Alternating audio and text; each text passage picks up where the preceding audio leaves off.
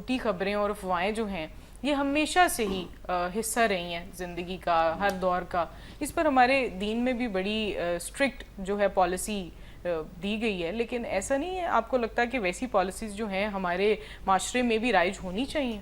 اچھا دیکھیے ابیرہ، یہ ایک بہت بڑا موضوع ہے. یعنی اس ٹاپک کو میں، کیونکہ جب بھی ایک بڑا ٹاپک ہوتا ہے اور جو دنیا میں اس وقت اس افواہ، اینگلنگ، پروپیگنڈا، کیونکہ یہ ایک ایسی وار کا ٹائم شروع ہو گیا جس کو 5th جنریشن وار یا میڈیا وار یا ڈیجیٹل میڈیا وار یا انفارمیشن وار کا نام دیا جا رہا ہے. اور دنیا میں نئی ٹرمز متعارف ہوئی ہیں کہ ڈیجیٹل دہشت گردی کی ٹرم ہم نے کبھی سوچا بھی نہیں تھا. پہلے تو کسی کو کبھی دہشت گردی کا ہی نہیں ورڈ پتا تھا. آج 25-30 سال پیچھے جائیے تو دہشت گردی کا ورڈ اتنا کامن نہیں تھا. اس کے بعد دہشت گردی کا ورڈ دنیا کو پتہ لگا. پھر اس کے بعد جو ہے وہ آپ چلتے چلتے دہشت گردی کا نام، اس میں یہ بھی نام ایڈ ہو گیا کہ ڈیجیٹل دہشت گردی ہوتی ہے. اب یہ جو ہے افواہ، جھوٹی خبر، جھوٹ بولنا، جھوٹ کو پھیلانا، میں ہمیشہ کسی بھی اس طرح کے ٹاپک کو، اس طرح اگر بڑا ٹاپک ہے تو میں بڑے یونٹ پہ لے کے جاتا ہوں.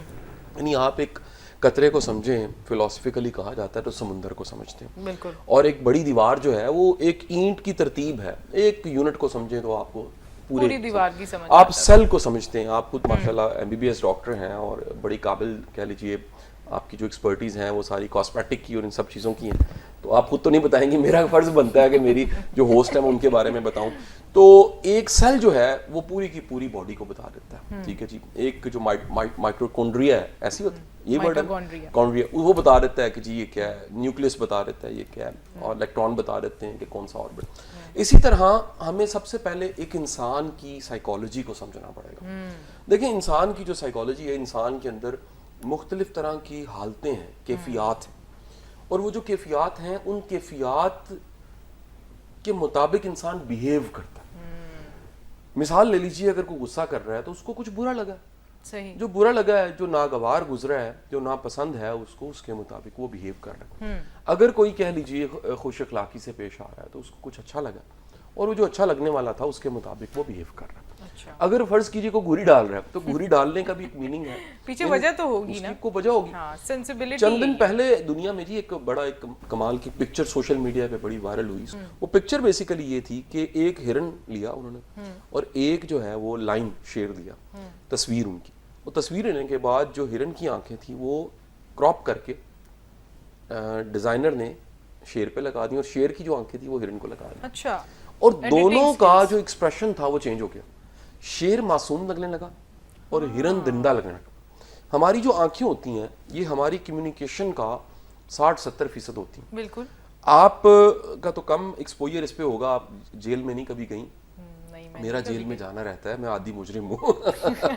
نہیں مجھے جانا پڑتا ہے، میں کیونکہ NOV ہوں، نان آفیشیل وزٹر ہوں گورنمنٹ کی طرف سے، تو مجھے جیل میں جانا پڑتا ہے. آپ تو انہیں بھی ٹریننگ دے رہے ہیں نا، لیکچرز کے لیے بھی جاتا ہوں، ویسے بھی انسپیکشن کے لیے کبھی مجھے بھیج دیا جاتا ہے. تو جو مجرم ہوتا ہے نا اس کی آنکھیں بڑی جا سکتی ہیں. اب ایک بڑے کمال کے ہمارے نا جی وہ مزاح نگار ہیں اور مزاح لکھنے والے ہیں، ڈاکٹر یونس بٹ. تو یونس بٹ صاحب جو ہے نا وہ ہمارے بڑے، مجھے تو بڑے، میں ان کا فین ہوں، بڑا کچھ انہوں نے لکھا، بڑا کام کیا میڈیا پہ. چند دن پہلے یہاں ماڈل ٹاؤن میں نا ایک نرسری ہے، پودوں کی نرسری.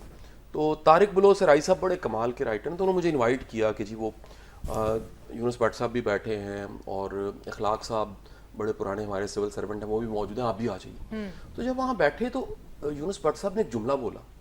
اگر میں یہ کہوں کہ وہ جملہ بلین روپیز کا تھا تو غلط نہیں ہوگا. اچھا. اور میں آپ کو بھی چیلنج کر رہا کیا تھا؟ ہوں، سننے والوں کو بھی چیلنج کر رہا ہوں کہ یہ جملہ سننے کے بعد آپ کئی دن تک اس کے نشے میں رہ سکتے ہیں. اچھا. اس کے اندر گہرائی، اتنی گہرائی تھی اس جملے میں. یونس بٹ صاحب نے کہا کہ سمجھانے کے لیے صرف یہ بات پلیز اس کو ذرا آپ سمجھیے گا کہ یہ ایک تخیلاتی ہم طاقت کے ذریعے کوئی چیز سمجھانا چاہ رہے ہیں کہ ہمارے یہاں 2 فرشتے ہیں.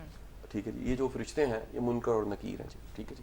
یہ فرشتے حساب کتاب لکھ رہے ہیں، ایک اچھے اعمال لکھ رہا ہے، دوسرا برے اعمال لکھ رہا ہے. تو یونس بٹ صاحب نے کہا کہ یہ ہم اگر تخیل میں سوچیں، سپوز کر لیں کہ یہاں بھی ورقے ہوں گے آخر جس پہ وہ لکھتے ہوں گے. تو انہوں نے کہا کہ جب وہ ورقے مک جاتے ہیں، ختم ہو جاتے ہیں، تو فرشتے پھر مجبوری ہے وہ چہرے پہ لکھنا شروع کر دیتے ہیں. تو وہ جو اکثر کہا جاتا جملہ ہے مکمل. اس کی شکل سے پتہ چل رہا ہے جھوٹا ہے. آپ چہروں کو غور سے چہروں سے دیکھیں, پتہ چل جاتا ہے, آنکھوں کو غور سے دیکھیں, آپ فیس کے ایکسپریشنز کو دیکھیں, تو آپ کو آپ پتہ چل زندگی جائے کے جتنے سال گزار چکی ہیں آپ کے چہرے پہ وہ نقش ہے. میری 4 دہائیاں زندگی کی میرے چہرے پہ نقش ہے. کیمرے کے پیچھے کامران صاحب موجود ہیں, کامران صاحب کے چہرے پہ وہ 50 سال لکھے ہوئے ہیں جو یہ گزار چکے ہیں. تو دراصل انسان جو ہے اس کا چہرہ اور پھر پیچھے وہ ہے, پھر ایک جو پیچھے ہے میں اس کو بتانا چاہ رہا ہوں وہ ذات ہے, وہ اس کا تشخص ہے, وہ اس کی بینگ ہے, وہ اس کی سیلف ہے, یا اس کی اصل حقیقت ہے جو اس کے اندر ہے, جو اس کے اندر ہے اور وہ ظاہر نہیں ہے. اچھا اب اس کی کیفیات ہے, یعنی ایک باہر کی دنیا ہے اور ایک اندر کی دنیا. یہ جو اندر کی دنیا ہے یہ اندر کی دنیا کی کیفیات ہے, اور اندر کی دنیا کی کیفیات نفسیات بھی مانتی ہے, روحانیت بھی مانتی ہے, اور انسان پہ جتنا لٹریچر لکھا گیا وہ یہ بتاتا ہے کہ انسان کے ایک اندر کی دنیا ہے, ایک باہر کی دنیا ہے. دل اگر آپ کا ایک کہہ لیجئے گھٹا ہوا ہو یا پھر غم کی حالت میں ہو تو کائنات کے جتنے رنگ ہیں وہ ختم ہو جاتے ہیں, وہ پھیکے پڑ جاتے ہیں, آپ ویسے ہی اداس رہنے لگ آپ جاتے ہیں. اندر سے خوش ہیں تو باہر کے بڑے بڑے جو بلیک اینڈ وائٹ بھی چیزیں ہیں وہ بھی آپ کو کلرفل لگتی ہیں. ہاں وہ کہتے ہیں نا دل کے موسم اچھے تو سارے موسم دو ہی موسم, 2 موسم ہے, باہر کا موسم ہے, اندر کا موسم ہے. اور اندر کا جو موسم ہے, اب ہوتا کہ یہ جو ہماری کیفیات ہیں ڈاکٹر صاحبہ, میں واپس آؤں گا, اس میں ایک کیفیت ہے جس میں ہم انسیکیورٹی فیل کرتے ہیں. اچھا, دیز آر دا پیپل جو انسیکیور ہوتے ہیں, وہ جھوٹی خبریں اور افواہیں پھیلاتے ہیں. ہر کوئی کرتا ہے, لیکن ایک خاص طرح کے لوگ جن کی اپ برنگنگ, جن کی نرچر, جن کا بچپن کا ماحول ایسا ملا کہ ان کا یہ جو موڈ تھا ڈر کا, خوف کا, انسیکیورٹی کا, یہ ایکٹیو ہو گیا, وہ کوپ نہیں کر پائے اس کو, یہ پرماننٹ ہو گیا. یہ مثال بالکل ایسی ہے کہ آپ نے ریموٹ کنٹرول پکڑا, آپ نے ایک چینل لگایا, پھر سیل ختم ہو گئے, اب آپ بٹن دبا رہے ہیں, ساری دنیا کوشش کر رہی ہے لیکن ایک ہی چینل دکھ رہا ہے. تو ان کا ایک چینل ایکٹیو ہے اور وہ ہے انسیکیورٹی کا, خوف کا, ڈر کا. ہوتا کیا ہے, کوئی بھی باہر تبدیلی آتی ہے اور ان کی وہ انسیکیورٹی تھوڑی سی جاگتی ہے کیونکہ پہلی ان کی پریکٹس ہے, وہ فوری طور پہ سچ بولنے کی بجائے خود کو سیو کرنے کے لیے جھوٹ بولتے ہیں.